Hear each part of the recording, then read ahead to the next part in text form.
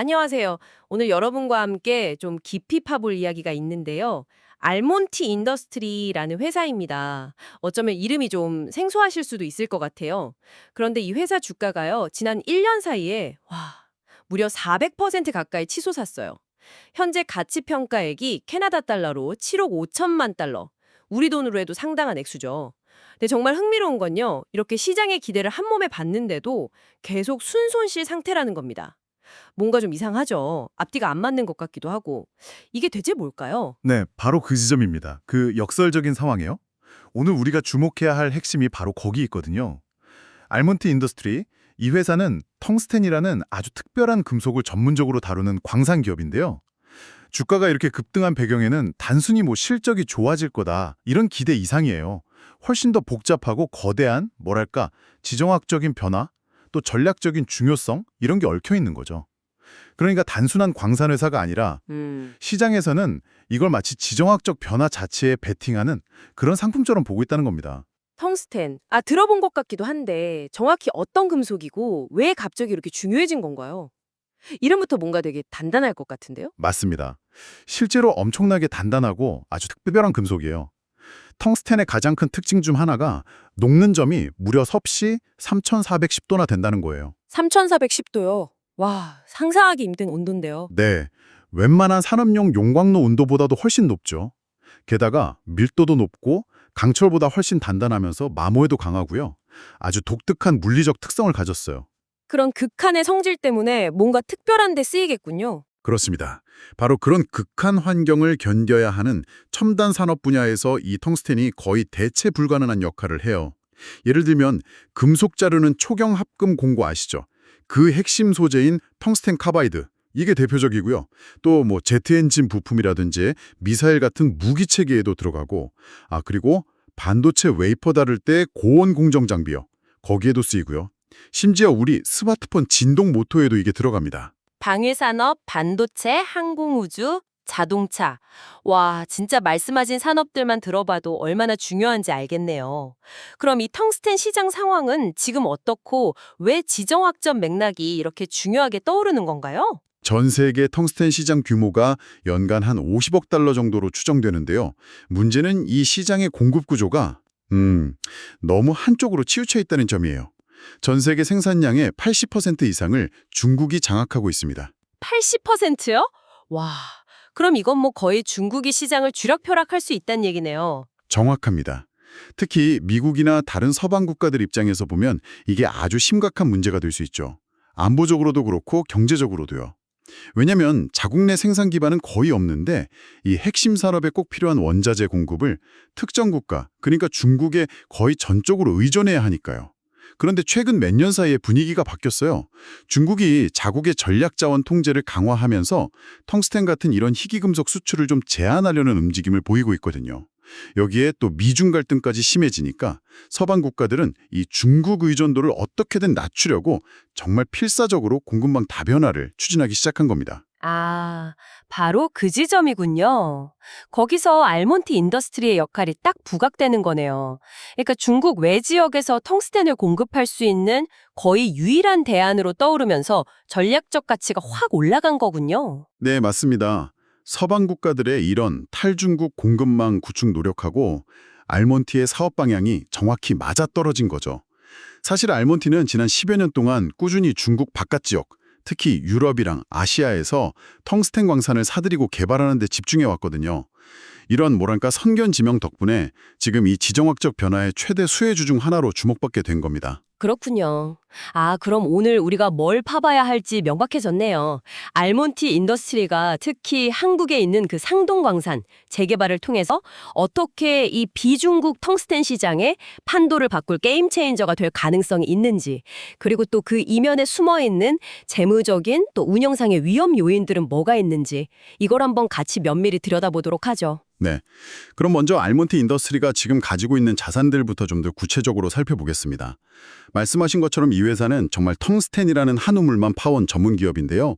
포트폴리오를 보면 스페인의 로스 산토스 광산이 있고요. 또 아직 탐사 단계인 발트레살 프로젝트가 있습니다. 포르투갈에는 파나스케이라라는 아주 역사가 깊은 광산을 운영 중이고요. 그리고 현재 이 회사의 미래를 좌우할 가장 중요한 프로젝트가 바로 한국의 상동광산 재개발입니다. 아, 포르투갈의 파나스케이라 광산. 그거 되게 오래된 곳이라고 들었어요. 지금 운영은 좀 어떤가요? 네, 1896년부터 가동됐으니까 100년이 훌쩍 넘었죠. 아주 역사가 깊은 곳입니다. 현재 알몬티의 유일한 생산 자산이고 또 현금을 만들어내는 곳인데요.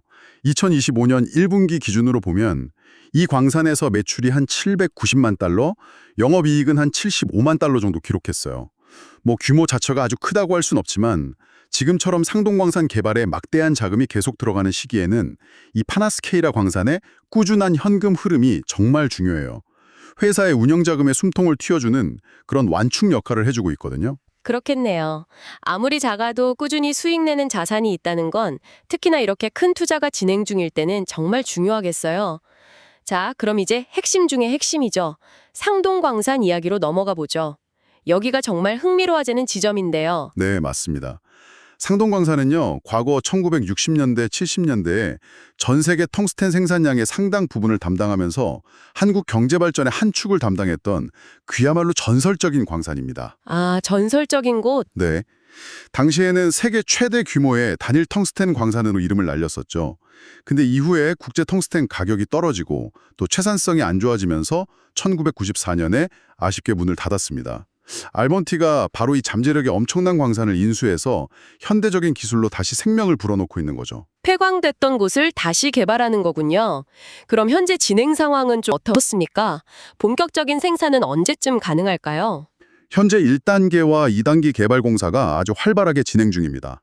모든 게 계획대로 착착 진행된다면 2025년 하반기부터는 상업 생산을 시작하는 걸 목표로 하고 있습니다. 2025년 하반기요. 생산이 시작되면 시장에 미치는 파급력이 상당할 것 같은데요. 특히 비중국 공급망 쪽에서는 더 그럴 것 같고요. 네, 파급력은 아마 상상 이상일 수 있습니다. 이미 알몬티는 미국 국방부와 연계된 주요 방산업체하고 15년짜리 아주 장기간의 공급 계약을 맺어놓은 상태예요. 15년이요? 와. 네, 상동광산에서 나올 텅스텐 물량의 90% 이상이 이 계약을 통해서 안정적으로 팔릴 예정입니다. 일부 분석에 따르면요, 상동광산이 완전 가동에 딱 들어갔을 때 전 세계 비중국 텅스텐 수요의 최대 80%까지 공급할 수 있는 잠재력을 가졌다고 평가받기도 해요.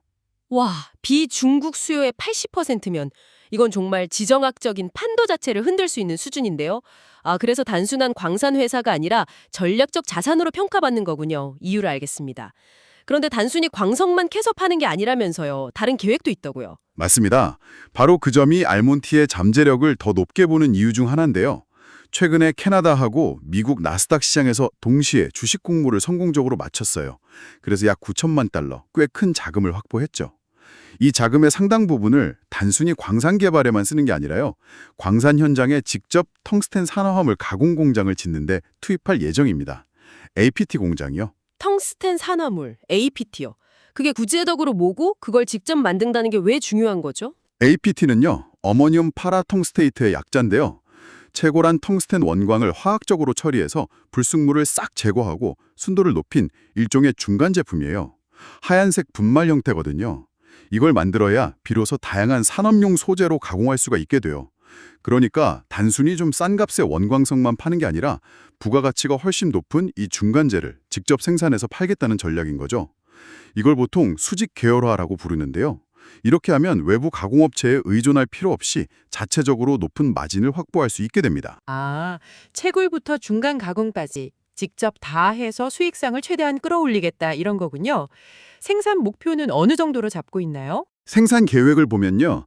2025년 하반기에 이제 초기 생산을 시작해서 연간 처리하는 광석량을 64만 톤에서 시작할 거예요. 그리고 점진적으로 120만 톤까지 늘려나갈 예정입니다.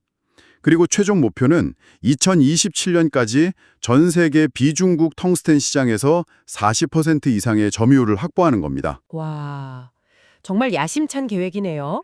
장기 계약도 확보했고 대규모 자금 조달도 성공했고 수직 계열화로 수익성까지 높이려는 전략. 이게 다 성공한다면 기업 가치가 지금보다 훨씬 더 커질 수도 있겠어요. 하지만 이런 장밋빛 청사진 이면에는 분명히 현실적인 어려움이나 위험 요인도 있을 텐데요.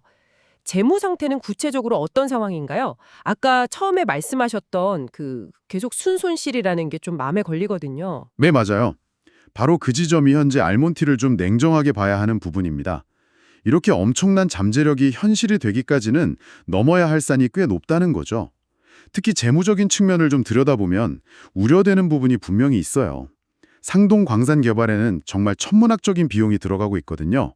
대규모 건설비, 설비 투자, 인건비 이런 것들이 계속 발생하면서 지난 몇 년간 회사는 계속해서 상당한 규모의 순손실을 기록해 왔습니다. 그럼 지금 가지고 있는 현금은 좀 충분한 편인가요? 앞으로도 계속 투자가 이루어져야 할 텐데 말이죠. 재무 구조가 좀 취약하다고 볼 수 있어요.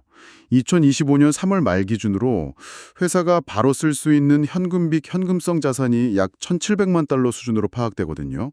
앞으로 상동광산 완공하고 또 초기 운영에 필요한 자금을 생각하면 상당히 빠듯한 규모죠. 물론 최근에 대규모 자금 조달에 성공하긴 했지만 계획대로 생산이 시작되고 또 현금 흐름이 만들어지기 전까지는 여전히 추가적인 자금 조달이나 전략적 투자 유치가 필요할 가능성이 높다고 봐야 합니다. 그렇다면 현재 시장에서 평가받는 그 7억 5천만 캐나다 달러라는 높은 기업 가치는 어떻게 봐야 할까요? 현재 재무 상태하고는 좀 차이가 커 보이는데요. 네, 현재의 그 높은 가치 평가는 말씀하신 대로 현재가 아니라 미래에 대한 기대감이 정말 극도로 반영된 결과라고 봐야 합니다. 즉, 상동광산이 성공적으로 가동돼서 계획했던 대로 높은 수익을 내고 또 비중국 텅스텐 공급망에서 아주 핵심적인 역할을 수행할 것이다. 이 시나리오를 시장이 미리 가격에 반영하고 있는 셈이죠. 아직 실현되지 않은 미래 가치를 담보로 높은 평가를 받고 있는 그런 상황입니다. 물론 그 시나리오가 현실이 된다면 재무적인 효과는 정말 엄청나겠군요. 그렇습니다. 만약 모든 계획이 순조롭게 진행돼서 2025년 하반기에 상업 생산으로 전환하고 그 이후에 생산량을 성공적으로 쭉 늘려간다면 2027년경에는 연간 매출이 4억 8천만 달러 이상, 영업이익, EBT는 약 2억 달러에 육박할 것으로 예상됩니다. 이때 기대되는 영업이익률, 그러니까 EBT 마진은 무려 41% 수준에 달하는데요. 41%요. 우와, 마진율이 엄청나네요. 네, 이건 광산 개발 단계 기업으로서는 정말 이례적으로 높은 수치고요. 아까 설명드린 그 자체적인 중간 가공 능력, APT 생산 확보, 즉 수직 개오라 덕분에 기대할 수 있는 수익성입니다. 만약에 비중국 공급망 내에서 독점적인 지위를 바탕으로 프리미엄 가격까지 받을 수 있다면 수익성은 더 높아질 수도 있겠죠. 기대되는 수익성은 정말 대단한데 동시에 그 과정까지 가는 데 따르는 위험도 정말 상당해 보입니다. 투자자 입장에서는 특히 어떤 위험 요인들을 좀 주의 깊게 봐야 할까요? 가장 큰 위험은 역시 실행 위험, execution 리스크라고 봐야 할 것 같아요. 아무리 계획이 완벽해 보여도 실제 광산을 개발하고 운영하는 과정에서는 정말 예상치 못한 변수들이 많이 발생하거든요. 예를 들어서 상동광산의 실제 생산 개시 시점이 지연될 수도 있고요. 또 초기 생산량을 목표 수준까지 끌어올리는 과정, 이걸 램프업이라고 하는데 이 단계에서 기술적인 문제나 공정상의 어려움, 또 운영상의 차질 같은 게 발생할 수도 있습니다. 광산 개발이라는 게 워낙 복잡하고 어려운 작업이라서요. 계획대로 순조롭게 진행되지 않을 가능성을 항상 염두에 둬야 합니다. 재무적인 부담 역시 계속해서 좀 지켜봐야 할 부분이겠네요. 물론입니다. 지속적인 적자 상태, 그리고 빠듯한 현금 상황은 상동광산이 본격적으로 현금을 창출하기 전까지는 계속될 가능성이 높아요. 만약에 예상치 못한 비용이 더 늘거나 생산이 지연된다면 추가적인 자금 조달이 불가피해질 수 있거든요. 그렇게 되면 기존 주주들의 지분 가치가 희석되는 결과로 이어질 수도 있고요. 그리고 거시적인 시장 환경 변화 같은 것도 위험 요인이 될 수 있겠네요? 네, 텅스텐이라는 원자재 자체의 국제 가격 변동성도 무시할 수 없죠. 아무리 알몬티가 비중국 공급망에서 중요한 위치를 차지한다고 해도 만약 전 세계적인 경기 침체로 텅스텐 수요 자체가 줄어들거나 가격이 확 떨어진다면 알몬티의 수익성 계획에도 차질이 생길 수밖에 없어요. 또 아주 장기적으로 본다면 예상치 못한 기술 발전으로 텅스텐을 대체할 만한 새로운 소재가 등장할 가능성도 이것도 고려해야 할 변수고요. 그렇다면 투자자 입장에서는 현재 이 높은 가치 평가가 더 부담스럽게 느껴질 수도 있겠네요. 기대감이 너무 좀 앞서 있다는 생각도 들고요. 네, 정확한 지적이십니다. 현재 주가는 미래의 성공 가능성을 상당히 낙관적으로 반영하고 있어요. 만약에 상동광산의 실제 가동 시점이라든지 초기 생산성, 또 수익성 개선 속도가 시장의 이 높은 기대치에 미치지 못한다면 실망감 때문에 주가가 큰 폭으로 하락할 위험이 분명히 존재합니다. 미래 가치를 미리 당겨와서 반영한 만큼 그 기대가 충족되지 못했을 때의 반작용도 클 수 있다는 점을 꼭 인지해야 합니다. 그럼 알몬트의 미래를 좀 가늠해보기 위해서 앞으로 어떤 점들을 좀 눈여겨봐야 할까요? 핵심적으로 모니터링해야 할 포인트는 뭘까요? 몇 가지 중요한 지표들을 꾸준히 추적해야 할 것 같아요. 첫째, 가장 중요한 건 역시 상동광산의 실제 건설 진행 상황, 그리고 상업생산 개시 일정, 또 생산 시작 후에 초기 생산량을 늘리는 그 램프업 속도가 계획대로 잘 이루어지는지 이걸 면밀히 확인해야 합니다. 둘째, 회사의 현금 소진 속도, 그리고 추가 자금 조달이 필요한지 여부, 만약 필요하다면 그 조달 조건은 어떤지 이런 것들을 주의 깊게 살펴봐야 하고요. 셋째, 글로벌 텅스텐 시장의 수급 상황과 가격 추이 변화도 계속 주시해야겠죠. 마지막으로 CEO를 포함한 경영진이 이 복잡하고 거대한 프로젝트를 성공적으로 완수할 만한 실행 능력, 또 위기 관리 능력을 보여주는지, 그리고 이미 맺어놓은 그 미국 방산업체와의 장기 계약이 차질 없이 잘 이행되는지 여부, 이런 것들이 앞으로 알몬티의 기업 가치를 결정짓는 핵심 변수가 될 겁니다. 네, 잘 알겠습니다. 오늘 이야기를 총 종합해보면요. 알몬티 인더스트리는 한국의 상동광산 재개발이라는 이 초대형 프로젝트가 성공했을 때 서방 세계의 텅스텐 공급망 재편 과정에서 정말 핵심적인 역할을 수행하면서 막대한 전략적 가치를 인정받을 잠재력을 가진 기업이다. 이렇게 볼 수 있겠네요. 미국과의 장기 공급 계약이라든지 수직 계열화를 통한 높은 수익성 확보 가능성, 분명히 매력적인 요소는 많습니다. 하지만 동시에 현재의 이 높은 기업 가치는 미래에 대한 기대감이 크게 먼저 반영된 상태고 실제 생산과 수익 창출이 현실화되기까지는 상당한 재무적 부담과 실행의 불확실성, 그리고 시장 변동성이라는 만만치 않은 위험 요인들을 안고 있는 그야말로 하이리스크 하이리턴의 전형적인 모습을 보여주는 것 같습니다. 그렇습니다. 정확하게 핵심을 짚어주셨어요. 현재 알몬티는 미래 가치를 현재 가격으로 거래하고 있는 상황이라고 볼 수 있습니다. 물론 장기적인 시각에서 본다면요. 전략 자원 확보 경쟁이 심해지고 지정학적 긴장이 높아지고 글로벌 공급망이 탈중국화되는 이 거대한 시대적 흐름 속에서 알몬티가 차지할 수 있는 전략적 중요성은 정말 크다고 할 수 있습니다. 서방 세계의 안정적인 텅스텐 공급망 구축에 핵심적인 역할을 할 그런 리더십을 확보할 잠재력은 분명히 존재하죠. 하지만 단기적인 관점에서는 좀 신중한 접근이 필요하다. 이런 의미로 해석될 수도 있겠군요. 네, 단기적으로는 현재 높은 가치 평가에 대한 부담이 있고요. 아직 눈으로 확인되지 않은 생산 실적과 수익성 문제, 또 계속되는 현금 소모와 추가 자금 조달의 불확실성, 그리고 아까 이야기 나눴던 다양한 운영상의 위험 요소들, 이런 것들을 종합적으로 고려할 때 섣부른 낙관보다는 좀 신중한 관찰이 필요한 시점이라고 봅니다. 상동광산이 실제로 성공적인 가동을 시작하고 재무제표상에서 의미 있는 현금 흐름 개선이 확인되기 전까지는 기대와 위험이 팽팽하게 맞서는 국면이 이어질 것으로 보여요. 실제 성과가 나타나기 시작하는 그 시점부터 그 잠재력이 현실적인 가치로 전환될 수 있을 겁니다. 네. 오늘 알몬티 인더스트리와 텅스텐 시장의 지정학적 중요성에 대해서 정말 깊이 있는 이야기를 나눠봤습니다. 마지막으로 오늘 나눈 이야기를 바탕으로 여러분께서 스스로 한 번 더 탐구해 보시면 좋을 만한 질문을 하나 던져드리고 싶습니다. 만약요, 알몬티의 상동광산 프로젝트가 성공적으로 본궤도에 오른다면 이게 단순히 한 기업의 성공 사례를 넘어서 전 세계 전략자원 공급망 지도에는 어떤 근본적인 변화를 가져올까요?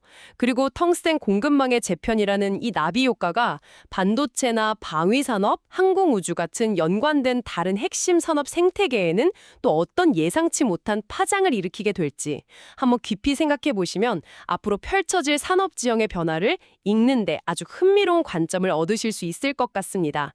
오늘 저희와 함께 해주셔서 감사합니다.